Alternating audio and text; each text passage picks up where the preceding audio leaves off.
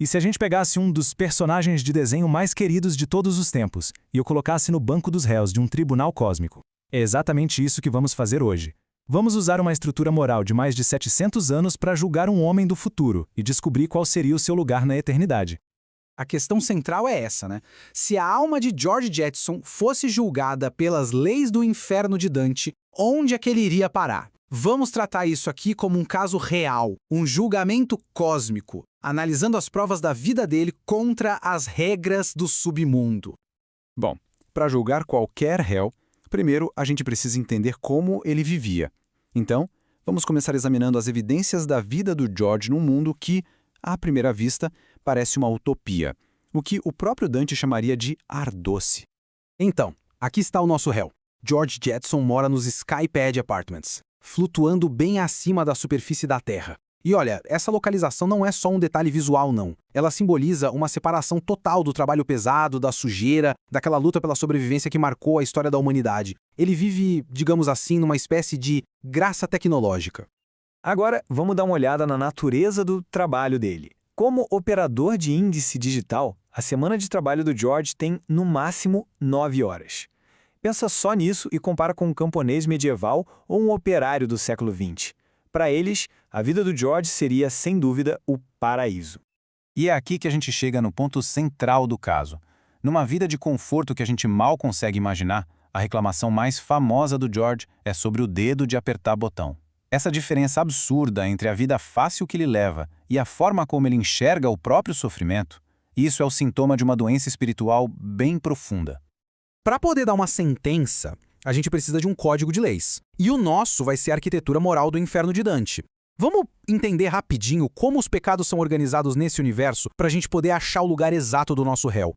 O ponto-chave aqui é que Dante divide os pecados em duas grandes categorias. De um lado, a incontinência, que são os pecados de fraqueza, sabe? Tipo, a gula ou a raiva descontrolada. Do outro lado, a malícia, que é o uso da razão, da inteligência para fazer o mal de propósito. E o George Jetson, na essência, não é um cara mau. Ele é fraco. As falhas dele não são calculadas. Então, o lugar dele tem que ser nos círculos de cima do inferno, os da incontinência. E dentro dessa categoria, a gente encontra o pecado que é a chave de todo esse caso. A assídia. Muita gente traduz como preguiça, mas olha, a assídia medieval é algo bem mais profundo. É uma tristeza diante do bem divino. É um desgosto pela própria vida, um estado de inquietação, de reclamação constante que envenena a alma, mesmo quando se tem tudo. Guardem bem essa definição. Como em todo bom julgamento, vamos primeiro eliminar outras acusações que poderiam surgir. Onde é que o George Jetson não se encaixa no inferno? Fazendo isso, o nosso veredito final vai ficar ainda mais certeiro. Uma acusação que parece fazer sentido seria a de prodigalidade, ou seja, de esbanjamento. O George vive numa sociedade super consumista, sempre querendo o carro novo, o aparelho mais moderno. Será que o lugar dele seria no quarto círculo, junto com aqueles que desperdiçam bens materiais? Mas essa acusação não se sustenta. Os esbanjadores do inferno de Dante amam o ato de gastar. Já o George, por outro lado, é um consumidor passivo, ansioso. Ele reclama dos preços, ele tem medo das dívidas, a relação dele com o dinheiro é de preocupação e não de paixão por torrar tudo. Caso encerrado. Certo. E que tal o vestíbulo do inferno? Aquele lugar para as almas que nunca escolheram um lado. Nem o bem, nem o mal. Que viveram só para si mesmas. A passividade do George, a covardia dele diante do chefe, o Sr. Spacely. Será que isso o colocaria ali? Também não. Rejeitado. O George não é moralmente neutro. Na verdade, ele faz uma escolha muito clara todos os dias, a escolha do próprio conforto. Essa dedicação dele à vida fácil não é uma falta de posição, é a posição dele. Ele está firmemente do lado da própria inércia. Bom, com as outras acusações já descartadas, as evidências começam a apontar para uma única e inevitável conclusão. Chegou a hora do veredito. Então, vamos resumir as provas. Primeiro, uma avareza de esforço, onde o simples movimento de um dedo é visto como um fardo. Segundo, uma tristeza em meio ao bem, ou seja, ser infeliz num paraíso tecnológico.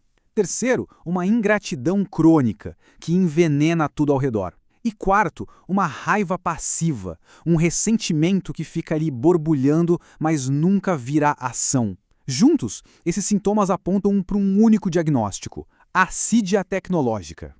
Portanto, o veredito é claro e definitivo. George J. Jetson é culpado do pecado da assídia, e o seu destino eterno está selado. Ele será enviado para o quinto círculo do inferno para ficar submerso no pântano do Estige. E agora, a sentença. No inferno de Dante, a punição sempre reflete a natureza do pecado. É um princípio de justiça poética conhecido como contrapasso. A punição do George vai ser, então, uma imagem espelhada e monstruosa da vida que ele teve.